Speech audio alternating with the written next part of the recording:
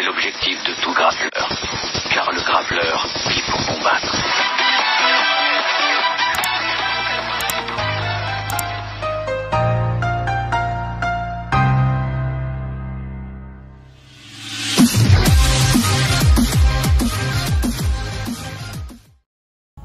Salut les panthères, salut les romantiques, nouvel épisode de Grappleur TV cette semaine. Je suis avec monsieur Bilal de NSM. Ceux qui ont bien suivi la chaîne, des fois on parle de lui un peu, donc si vous étiez attentif, bah voilà, c'est monsieur Bilal. Donc moi j'ai la chance de m'entraîner avec lui tous les vendredis à NSM. Et j'ai assez parlé, il va parler de lui. Salut Samy, merci à toi de m'avoir invité. Et puis moi je me présente, je m'appelle Bilal. Ça fait à peu près 15 ans, un peu plus de 15 ans que je m'entraîne. Et du coup, j'ai commencé chez Hakim, en Urban Team. Et ça fait un peu plus de 10 ans que j'ai créé mon club. Ça s'appelle NSM Team. NSM parce que c'est à Neuilly-sur-Marne. Voilà, tout simplement. Ok. Alors, qu'est-ce qui t'a motivé à devenir coach, entraîneur? Moi, à la base, je suis compétiteur. Ouais. Donc, je suis compétiteur dans l'âme, mais on va dire à travers les blessures, ce qui arrive assez souvent aux compétiteurs. Du coup, pendant mes moments où j'étais en convalescence, je me suis mis à entraîner en premier temps dans mon quartier, un petit peu les potes un petit peu d'enfance, et puis après par la suite on a structuré un club et puis je me suis mis à entraîner comme ça. Ouais, donc c'est vraiment venu petit à petit quoi. Ouais, petit à petit. À la base t'es compétiteur, après tu t'es blessé, donc tu voulais rendre service, même tu t'es dit vas-y je vais aider les gars et tout. Ouais, après même de base, même en tant que sans me blesser, déjà j'ai kiffé, on va dire, transmettre dans le club où je m'entraînais à Roman. Ouais. On va dire que j'aimais bien même les nouveaux qui arrivaient, j'aimais bien, on va dire, plus ou moins les aider à progresser, on va dire, avec le coach. Donc au final, je me suis mis à entraîner. Ouais, ça se fait naturellement quoi. Exactement. Donc t'as structuré un club et tout. Ouais, par la suite, à la base, c'était pas spécialement sérieux, on va dire, plus ou moins. J'entraînais de temps en temps, je ne me voyais pas spécialement non plus coach. Ah ouais? Avoir un club. Non, pas spécialement. Quand je vois aujourd'hui là. Ouais, mais bon, après, on va dire que comme quand tu es compétiteur, toi, tu veux vraiment, on va dire, oui, performer. Voilà, performer, tu penses plus ou moins qu'à toi, et puis voilà, tu penses à progresser. Et puis je me suis entraîné assez tôt, on va dire, j'étais ceinture bleue. Ouais. Donc j'ai créé mon club, et puis bon, à l'époque, c'était pas comme maintenant, on va dire, il n'y avait pas beaucoup de clubs, c'était pas très connu et autres. Donc moi, je cherchais à faire connaître aussi notre discipline, et puis par la suite, je me suis mis à utiliser justement la réalisation d'ouvrir un club, quoi. Ah, c'est cool. Mais d'ailleurs, toi tu parles de coach, c'est parfait. C'est quoi le haut niveau en grappling? Parce que c'est le thème de la vidéo d'aujourd'hui. Ouais, le haut niveau, ça englobe, on va dire, tout ce qui est, on va dire, pratique en compétition de haut niveau. Ça va être tout ce qui est ADCC, après même, on va dire, tout ce qui est CFG, à l'étranger, ou même, non, après là ça c'est en jiu-jitsu, c'est Newaza, mais un championnat de France, quels que soient les fédés, tu peux considérer que c'est du haut niveau ou non, pas encore? Je prends l'exemple du CFG ou Newaza où il n'y a pas les ceintures par exemple. Si, on peut considérer que c'est du haut niveau. Après, au niveau de le fait d'être sélectionné pour une équipe de France, déjà, je pense que là ça structure bien, et puis ça commence ici, on va dire. Et puis après, par la suite, à l'étranger, c'est du niveau. Ok. Et nous, la particularité, tu vois, avec le Newaza, ça dépend, mais nous, on n'a pas le statut sportif de haut niveau. Je le dis souvent dans mes vidéos, tu vois, moi par exemple, j'ai pas le statut sportif de haut niveau. Avec la vidéo avec Anthony, on a vu que lui il l'avait, mais c'était par le biais du Newaza. Les frères Bloumata, je sais pas si eux ils l'ont ou pas, ce statut. Alors donc, en fait, ça c'est. Nous, dans le sport, c'est ça qui est compliqué, tu vois. Donc, qu'est-ce qu'on peut dire, c'est quoi le haut niveau en grappling et tout, tu vois? Après, ça c'est complexe, même au judo, on va dire, c'est pas tous les judokas qui sont en équipe de France. Enfin, ça je connais pas trop, mais je veux dire, je sais qu'il y a une histoire c'est très select au niveau des tickets d'athlètes de haut niveau. Donc ils en réservent quelques-uns, on va dire, dans le Newaza. Mais Valentin et Nicolas, il me semble qu'ils l'ont eu. Je ne sais pas s'ils ont encore le ticket là, mais Je sais que c'est chaque année, en fait, ils renouvellent et puis parfois ils retirent, parfois ils remettent. Mais c'est pas tout le temps d'avoir Pourtant, eux, je sais qu'ils sont champions du monde. Même avec ça, c'est pas une garantie d'avoir le statut sportif de haut On niveau. va dire que ça facilite un peu plus, mais c'est plus question de... Après, je sais pas exactement comment ils fonctionnent en Newaza, mais je sais que il y a c'est une forme de ticket en fait où ils réservent, on va dire, à quelques athlètes, Ouais. on va dire. Je pense que ceux qui ont un titre de champion du monde, je pense qu'eux, ils ont plus de facilité à Ce l'avoir. serait logique, tu vois. Ouais. Pour moi, même un médaillé mondial, pour moi, c'est logique qu'il y ait ce statut, quoi. Ouais, mais après, Bon, on connaît la logique des fédés. Ouais. Voilà, c'est ça. Voilà, on connaît. Sans débat particulier. Est-ce que pour toi, c'est possible de former des champions du monde tout en t'entraînant toi-même pour un championnat du monde? Par exemple, je sais pas, on va dire, je prends l'exemple, t'as 3 champions du monde au sein de ton club. T'as Brice et les frères Boumatal.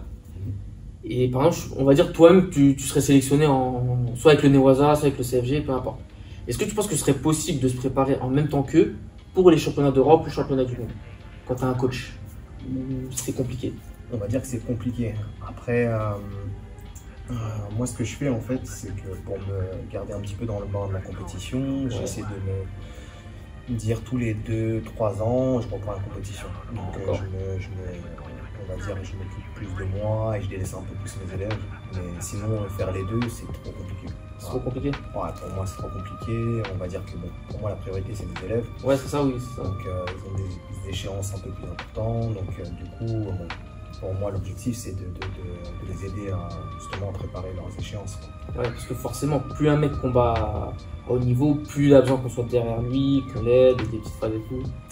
Exactement. Après, bon, on va dire à un certain niveau, ils ont, on va dire, une forme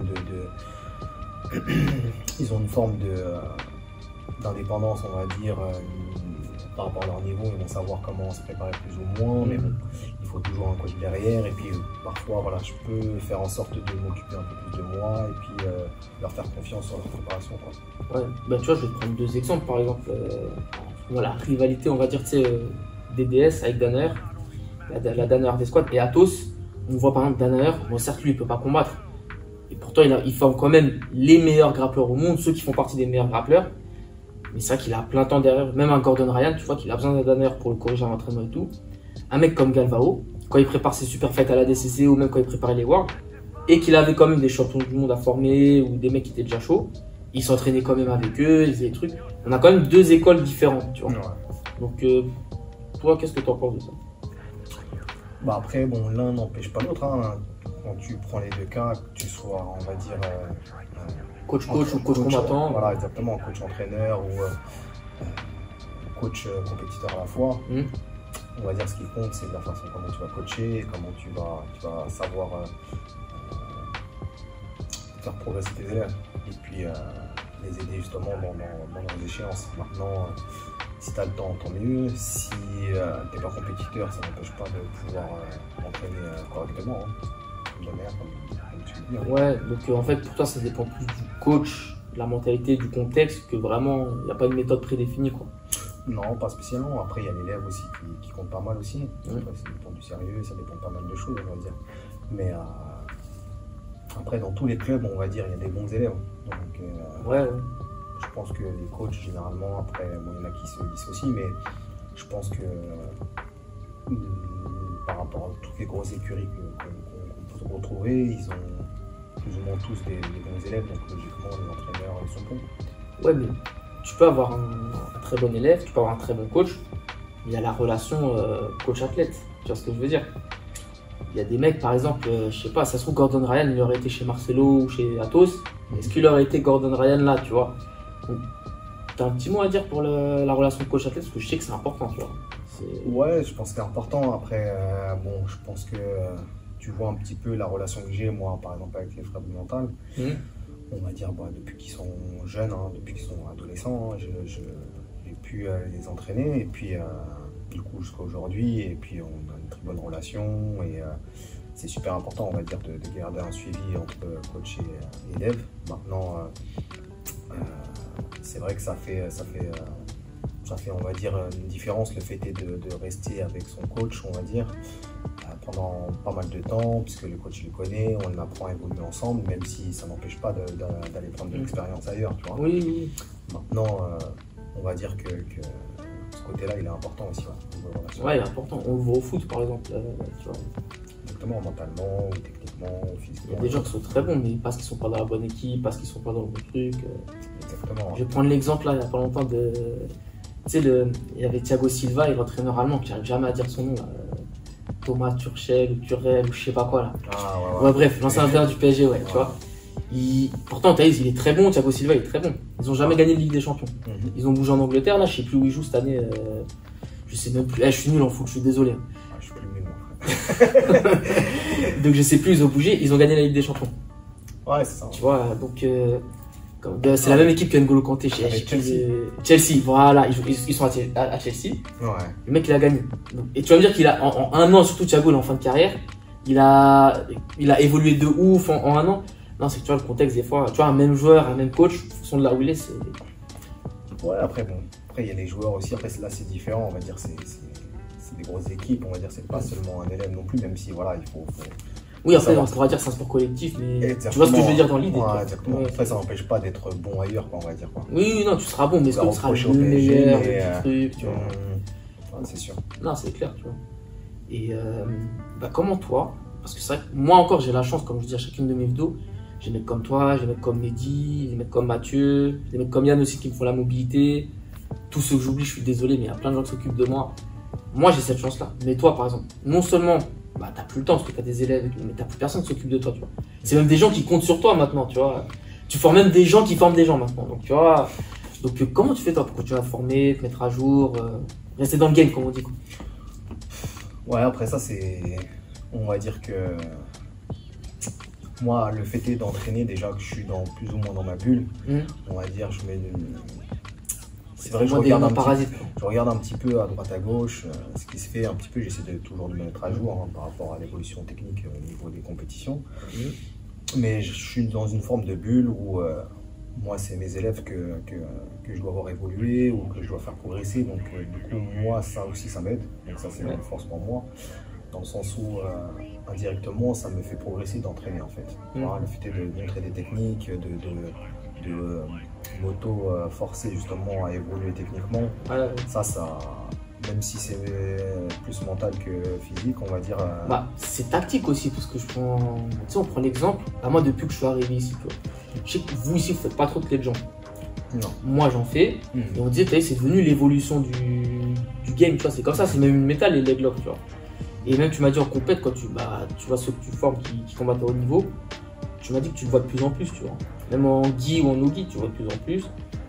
Et ça, tu vois, ça fait partie de se mettre à jour et tout, tu vois. Le fait de former des champions, forcément, les champions, c'est ceux qui sont au plus haut niveau, donc ceux qui sont représentatifs de la méta. Donc si la méta commence à changer, toi, tu es obligé de t'adapter. Parce que les mêmes techniques qui fonctionnaient il y a un an, ça se trouve, elles ne fonctionnent plus là, tu vois, ça évolue vite. Ouais, exactement, après, il faut s'adapter, et puis sans non plus... on va dire lâcher son style, on va dire. Oui, tu gardes ta base, oui, ton identité. Ouais. Moi, je suis pas trop dans la mentalité à copier complètement les autres, même si c'est vrai que le jeu il change, c'est beaucoup axé sur les clés de jambes et autres. Pour moi, ça a toujours existé, même si là, on va dire, il suffit d'un champion ou autre pour que tout le monde s'y mette. Ouais, c'est ça, oui, c'est avec plus ou moins, on va dire, et puis après maintenant. On va se perfectionner là-dessus et puis en gardant notre style, quoi. Maintenant, c'est vrai qu'il faut se mettre à jour là-dessus, mais pour moi, faut pas non plus trop vouloir ressembler aux autres, quoi. Ouais, donc pour résumer ce que tu dis, il faut garder son identité, mais on s'adapte en fonction des évolutions futures. C'est-à-dire ne pas faire par exemple, je prends un exemple bête, un mec qui a toujours lutté, passé en force et tout, et du jour au lendemain, tu peux tirer la garde, faire des trucs qui n'étaient pas ton jeu. Tu t'adaptes, d'accord.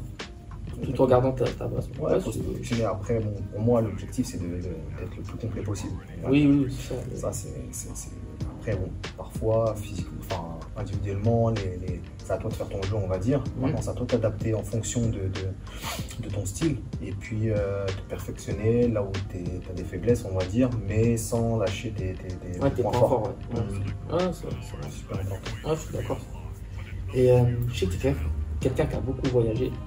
Tu es allé dans les plus grosses académies, notamment chez les Mendes. Et tu as même vu certains de plusieurs continents. Tu as vu les gens comment ils s'entraînaient, surtout des champions du monde connus ou moins connus.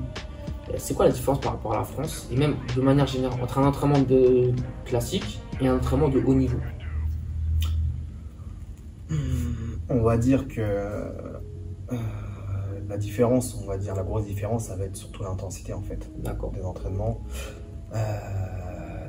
On va dire qu'à l'étranger, assez souvent, ils n'ont pas le même rythme de vie. Et puis les athlètes qui vont s'entraîner ici, généralement, ils y vont pour y vivre, on va dire comme ça. Donc du coup, au final, ils n'ont pas le même rythme d'entraînement. Et la différence avec la France, on va dire, c'est que nous, on doit travailler à côté, on doit s'entraîner à la fois. C'est assez différent. En plus, le rythme d'entraînement, on va dire que c'est pas le même dans le sens où ils ont beaucoup d'entraînement dans la journée déjà. Après, c'est beaucoup de compétiteurs et voilà, c'est ça qui va faire la différence aussi. Justement, j'ai une question par rapport à ça. Toi, de ce que tu as vu, ils ont beaucoup d'entraînement dans la journée. Je sais que des fois, on est sorti 3 à 4 fois, produit, pas produit, ça on s'en fout, on en a parlé dans notre vidéo. Est-ce que les mecs, c'est que des sparring sur les 3-4 entraînements ou est-ce que c'est des drills, ou alors c'est des combats à thème? C'est quoi exactement? Non, c'est généralement bien structuré. Après, moi ici en France, je m'adapte, mais si je pouvais faire la même, je ferais la même. Mais en fonction du nombre d'entraînements qu'ils vont avoir, on va dire, ils vont être intelligents dans leur rythme d'entraînement et leur système d'entraînement. C'est qu'il y a beaucoup de drills, après il y aura du sparring aussi. Après, généralement, c'est structuré, on va dire, c'est mixé, on va dire. Donc en gros, c'est pas... dans un même entraînement, il y a du drill et du sparring. Aussi, ouais. C'est pas genre un entraînement drill, un entraînement sparring. Pas spécialement. Après, t'as des entraînements où ça va être que sparring, tu vois. Des entraînements où ça va être. Après, généralement, il y a souvent du drill, tu vois. En entraînement, chauffer. Et le drill, est-ce que c'est comme nous, enfin, la structure classique des clubs, c'est-à-dire le coach ou le prof, il montre une technique, t'as 5-10 minutes pour la faire et on passe à la technique suivante, etc. Ou alors, genre, ils lancent un timer où ils mettent un chrono et pendant 5 minutes, c'est drill libre. Chacun fait ses drills en fonction de ce qu'il faut. Après, c'est aléatoire, on va dire. Mais généralement, c'est ça, tu vois. Ça drill pendant un certain temps. Et puis, mais de façon assez libre, quoi. Ouais, c'est ça. D'accord. Après, quand tu dis libre, c'est pas chacun fait ce qu'il veut. C'est vraiment la technique qui est montrée qu'il faut travailler, faut avoir un certain rythme et autres. Et puis, après, c'est pareil. C'est pareil. Ok. Et ça me fait, je vais rebondir sur cette question. J'étais en train d'y penser. Là. Comment tu fais pour, surtout par exemple à NSM, tu vois, t'as 3 champions du monde et t'as des mecs qui viennent, c'est leur premier cours. Et je sais qu'à NSM, t'as vraiment tout. Tu vois, t'as des intermédiaires, t'as je sais pas combien de choses. Pareil, t'as des intermédiaires, t'as des hauts niveaux, ils sont champions de France, t'as des hauts niveaux qui sont champions du monde, donc c'est pas le même haut niveau. T'as des loisirs, après t'as vraiment tout, tu vois. Comment tu fais pour que le plus haut champion du monde, il s'y retrouve avec le mec, c'est son premier cours? Comment toi t'organises? Parce que tu vas pas entraîner de la même manière. Bon, on va pas se dire, c'est un bordel. Tu vois, comment toi tu fais, tu vois? Et je sais que ça fait des années que tu fais ça, en plus tu arrives bien, ça marche. Comment tu fais?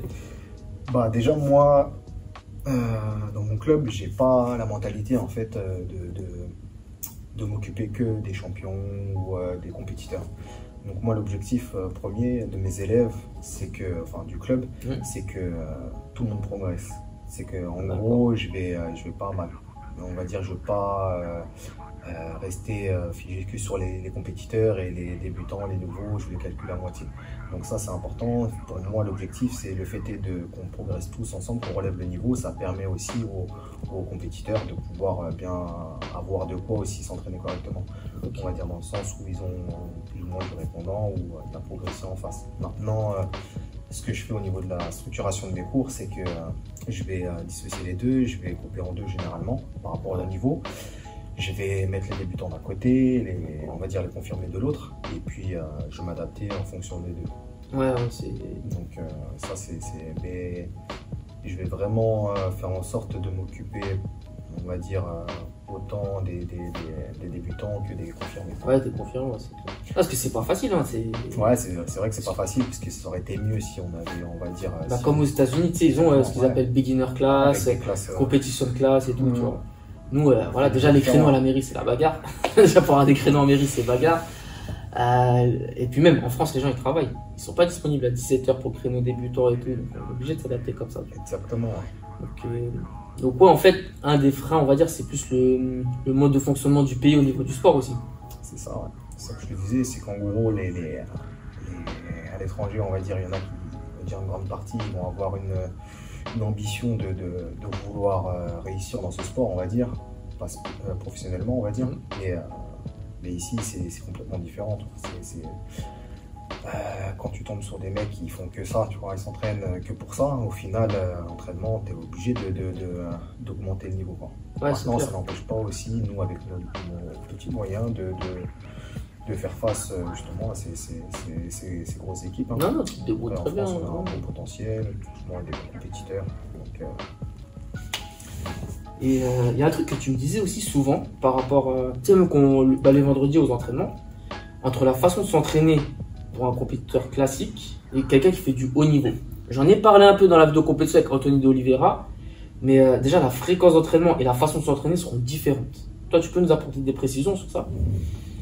Donc en gros, la différence qu'il y a entre, on va dire, un compétiteur de haut niveau et puis un compétiteur classique. Ouais, c'est ça. Ouais. Bon, la différence, déjà, je pense que ça va être plus ou moins ceux qui vont combattre, on va dire, seulement ici ou à l'étranger, en plus de l'étranger, quoi, je pense.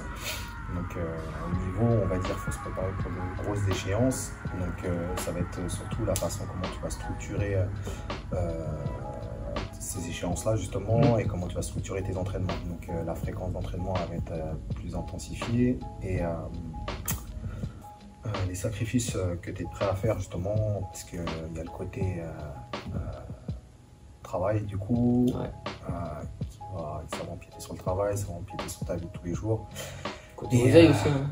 Le sport, il n'est pas donné. Exactement. Hein. Donc, comme toi, je pense que comment tu as pu structurer on va dire comment tu t'es structuré vraiment, on va dire, depuis que tu es en équipe de France et autres. Ouais, je pense que là, tu t'es vraiment bien professionnalisé, même depuis que tu viens aussi, je vois pas mal la différence, comment tu t'es structuré, cadré au niveau de tes entraînements. Donc du coup, là, on voit vraiment la différence à ce niveau-là, et du coup, c'est ce qui te fait aussi progresser. Hein. Là, j'attends que le Covid se termine, hein, parce que j'ai commencé vraiment à professionnaliser quelques mois avant le Covid. Dernière compète roll-up. Après, j'étais sur une bonne lancée, t'as vu, on s'entraînait, on faisait tout. Et ben, j'ai hâte de voir ce que ça va donner en compète, hein, on travaille pour. Hein. On va faire du sale. On est là pour ça. Et il y a un aspect, tout à l'heure, on prenait l'exemple du foot. Et je pense que c'est un aspect qui est commun à tous les sports, le haut niveau en particulier. On a pris l'exemple avec le foot tout à l'heure. C'est le technico-tactique. Ouais. C'est quoi le technico-tactique? C'est un terme qu'on entend, mais c'est quoi exactement? Donc ça, on va dire que c'est assez large, mais à la fois on peut le centrer à travers l'apprentissage, on va dire, des techniques jumelées à la stratégie.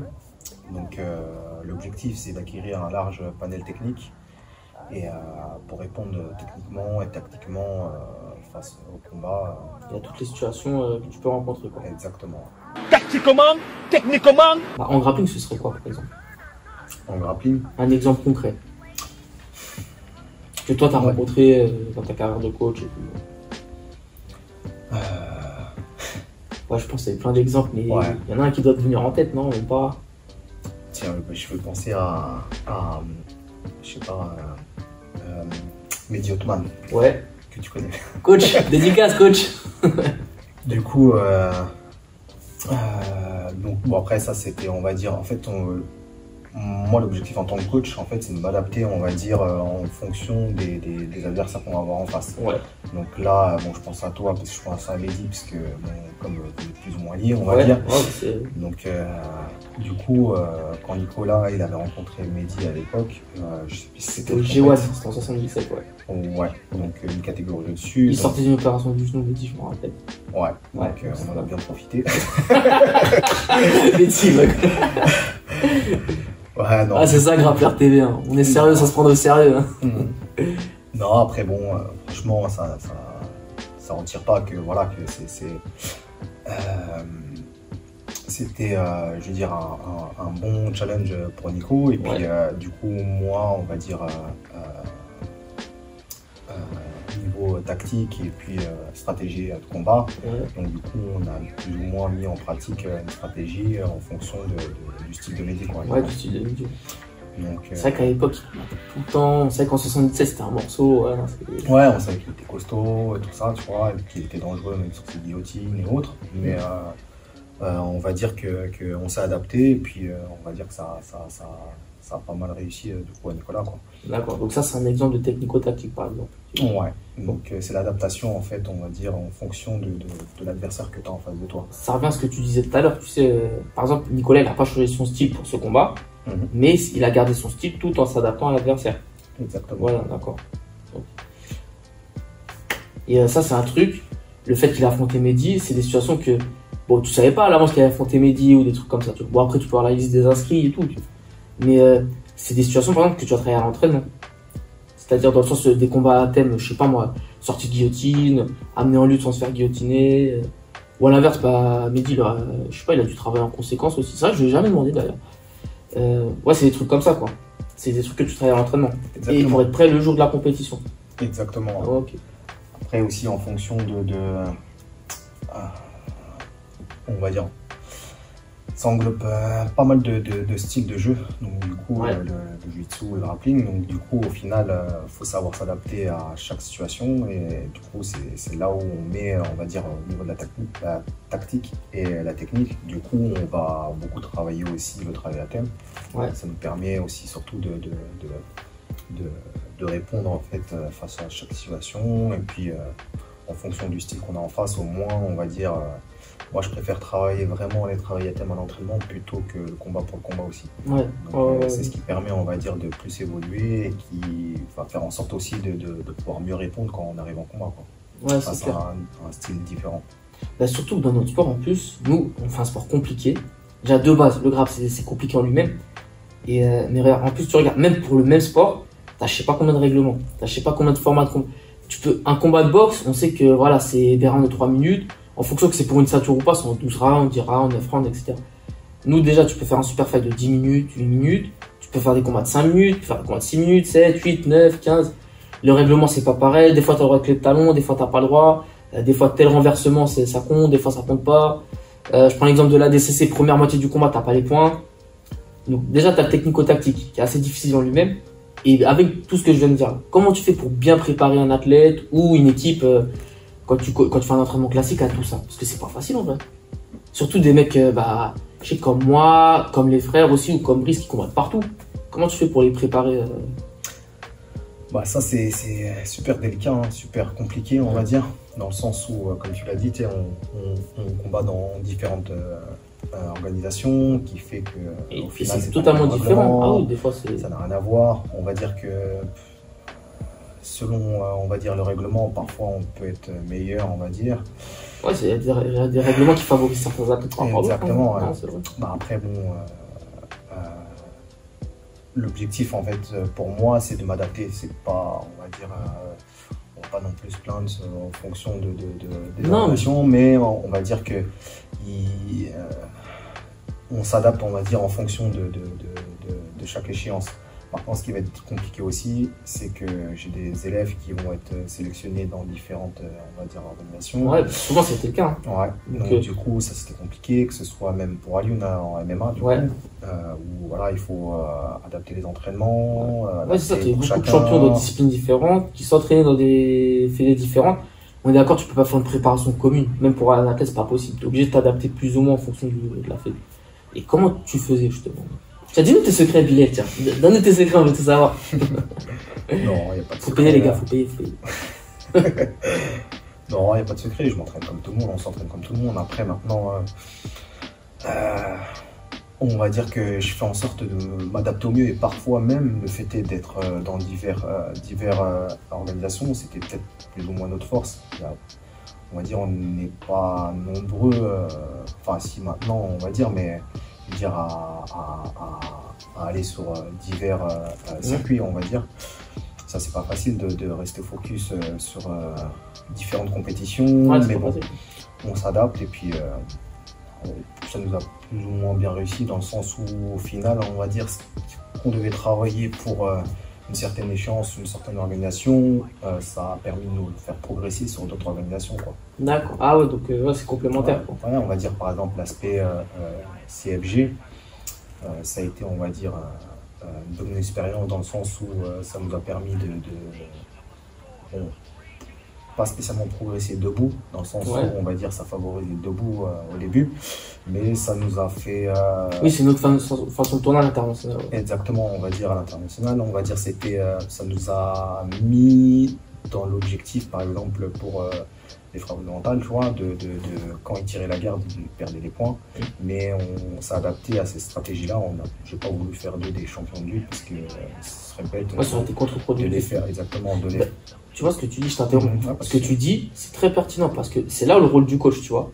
Parce qu'un athlète tout seul, il va se dire quoi? Parce qu'un athlète veut toujours mieux, tu vois. On est bête, on veut toujours mieux, quitte à se blesser. Non, je rigole ça.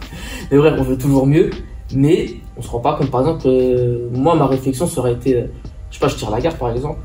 Ça aurait été, ah vas-y, faut que je travaille ma lutte. Alors que non, toi, t'as dit non, t'es très bon au tirage de garde, t'es très bon au reversement, et ben tu vas travailler contre des lutteurs, tu vas encore le perfectionner. C'est là aussi le rôle du coach, l'importance du coach.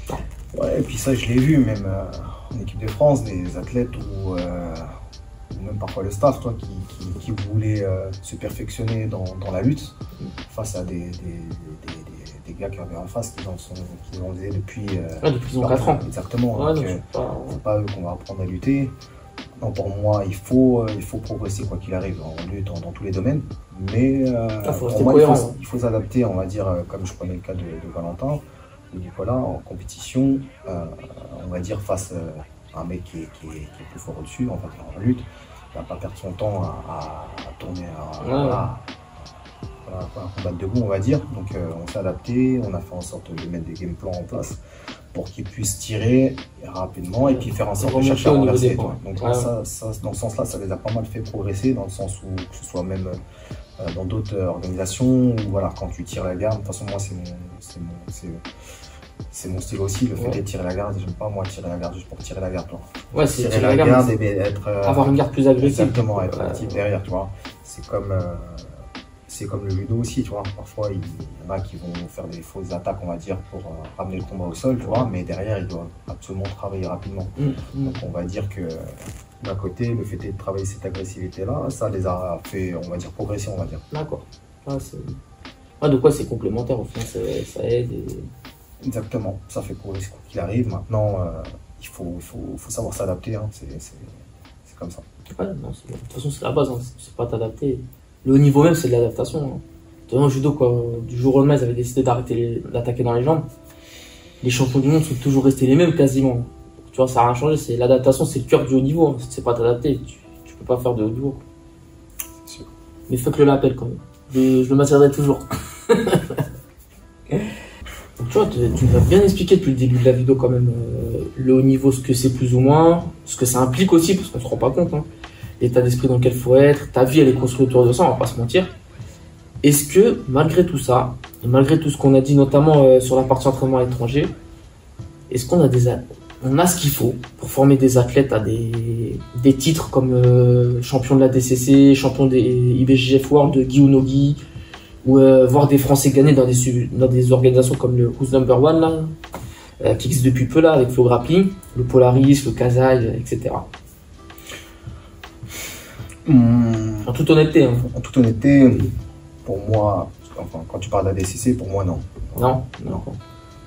Ben justement, sinon, comment on pourrait y remédier? Après, gagner la DCC, participer à la DCC, tout ça, c'est toi, des mais... choses différentes. Non, Ouais. Non, je parle vraiment de gagner la DCC. C'est-à-dire avoir un Français, ou même quand tu le vois, par exemple, dans une KT, tu te dis, ouais, il a des grandes chances de gagner. Au pire, entre guillemets, il fait un podium. Ouais, après...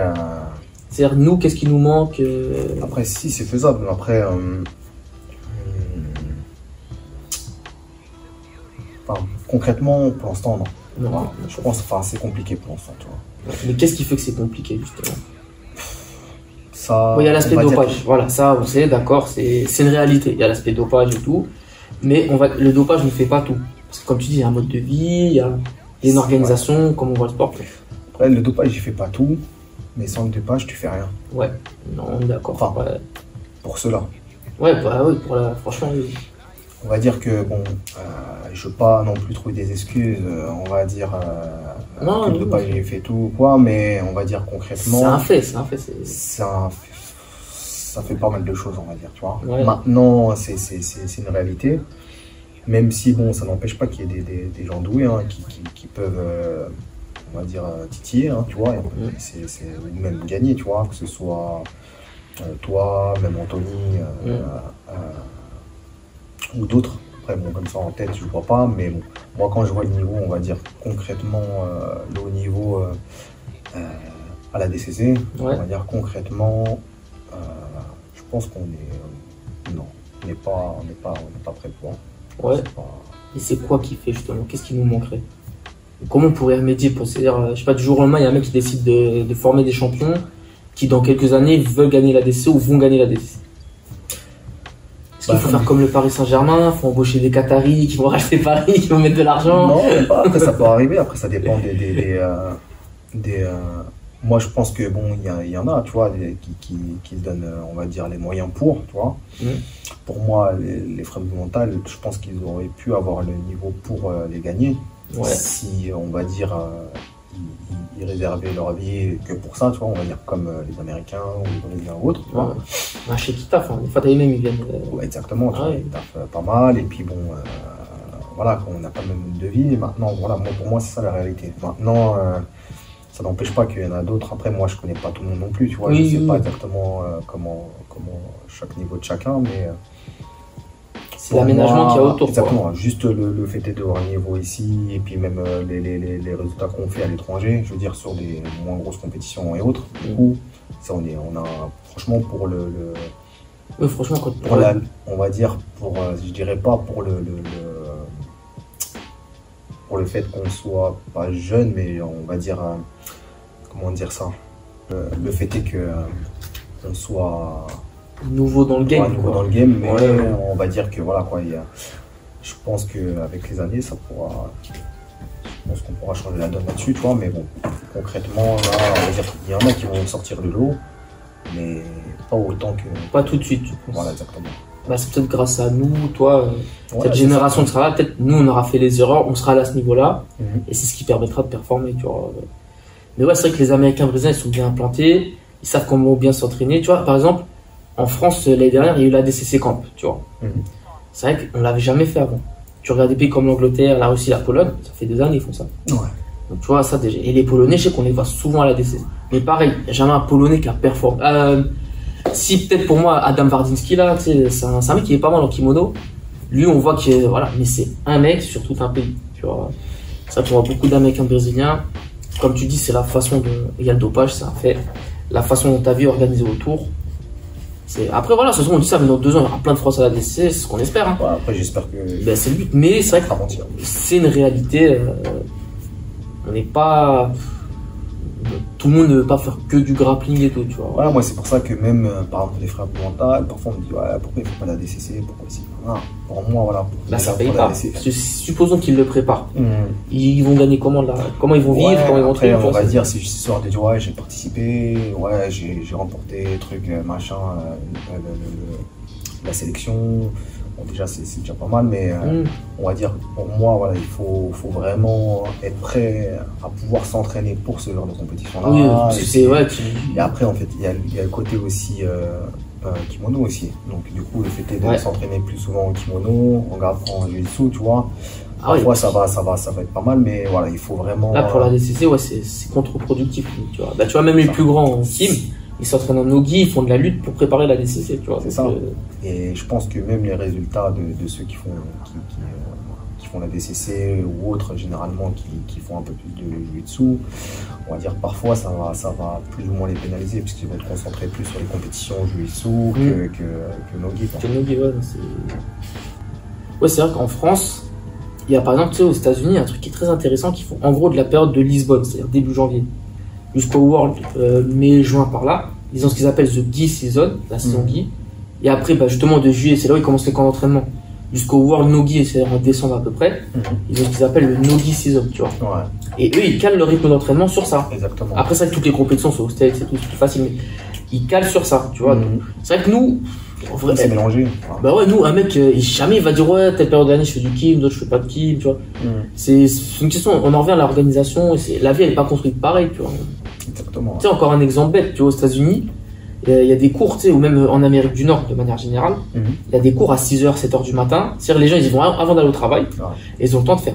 Nous, des fois, c'est un créneau, déjà, c'est un créneau du lundi au vendredi à 20h, c'est exceptionnel déjà, entre les associations, les mairies et tout, c'est exceptionnel, tout le monde n'a pas sa salle privée, mais si c'est une salle privée, il faut que tu aies de l'argent pour la payer.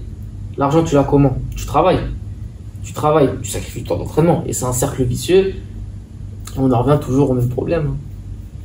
C'est clair. Ah, l'oseille. L'argent, c'est le nerf de la guerre. Du coup, Bilal, avec tout ce qu'on a dit, t'as un petit mot pour la fin? T'as un petit mot à résumer sur le haut niveau? Parce que là, s'il y en a qui écoutent, ils vont être dégoûtés. Hein. Parce qu'on a quand même dit des vérités. Hein. Ah, je vais déprimer les gens. Non, après, bon, franchement, faut le tout, bah, comme toi, tu vois, c'est savoir se structurer, on va dire, savoir faire des sacrifices aussi, ça c'est super important. Ne pas se dire que la vie elle est facile, se dire que en gros tu vas faire des compétitions, des grosses compétitions de renommée juste histoire de participer, tu vois. Bon, il y en a, c'est un kiff, tu vois, mais quand tu payes et tout ça, pour moi ça doit pas être un kiff, tu vois. Donc ouais, faut se donner les moyens. Maintenant, tout est possible. Il faut juste, tout est question de sacrifice, de faire en sorte de persévérer et se donner les moyens, quoi. Ah, c'est clair. Merci, Bilal. Hein. Merci à toi. Tu nous montres une technique? Allez, c'est parti. Ok, donc à partir de la demi-garde ici, je vais avoir un genou ici en opposition au niveau de son thorax qui va être bien pointé et fort et solide pour pas qu'il vienne m'écraser ici. D'accord? Donc ici, il est bien remonté vers l'eau. D'accord? Ensuite, je vais venir saisir ici le triceps et l'autre main ici, je vais venir contrôler le poignet. D'accord? Qui va l'empêcher de passer la garde ou autre. Donc à partir de là, ici, mon objectif ici, c'est de venir shooter ici. D'accord? Le genou qui est en opposition et venir récupérer ici en enveloppant le bras la kimura. Donc ici, là, je reviens ici, j'enveloppe, je récupère mon poignet. Une fois que j'ai récupéré la kimura ici, souvent ce qui se passe, c'est que là, ils sont en danger. Donc ici, ils referment, ils sont forts, soit sous la cuisse, soit au niveau de leur ventre. Donc là, ici, ils bloquent. D'accord? Donc là, ça sert à rien de persister. Là, ici, ce que je vais faire, c'est que je vais lui donner un appât. Je vais faire croire que je laisse ouvert ma garde volontaire. Je vais faire croire qu'il passe ma garde facilement, d'accord? À ce moment-là, ici, je vais venir repousser ici la kimura, d'accord, vers lui. Et venir tourner mes hanches ici. Je vais venir pivoter mes hanches. Et venir envelopper ici, rentrer mon genou à l'intérieur et envelopper sa tête avec ma jambe ici par-dessus. Une fois que je suis ici, j'exerce ici une pression vers le bas pour le renverser. Arrivé là, ici, je rentre mon bras ici à l'intérieur pour arracher ici sa saisie. Je referme bien ici mes deux cuisses ici bien serrées et je viens récupérer le poignet.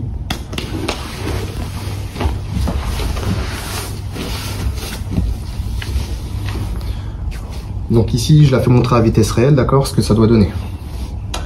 Même chose, contrôle.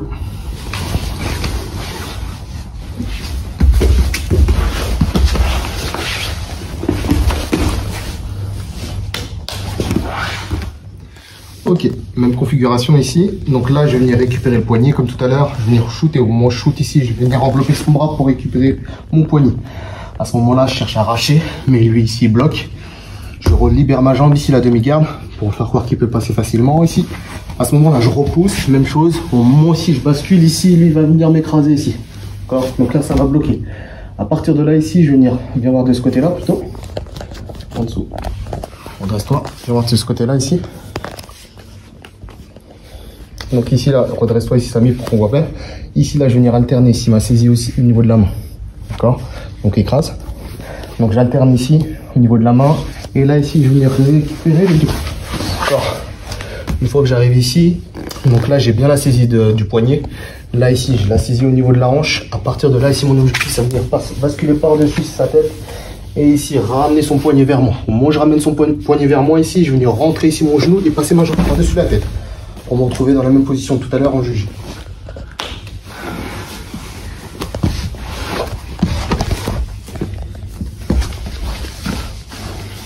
chose, vitesse réelle ici.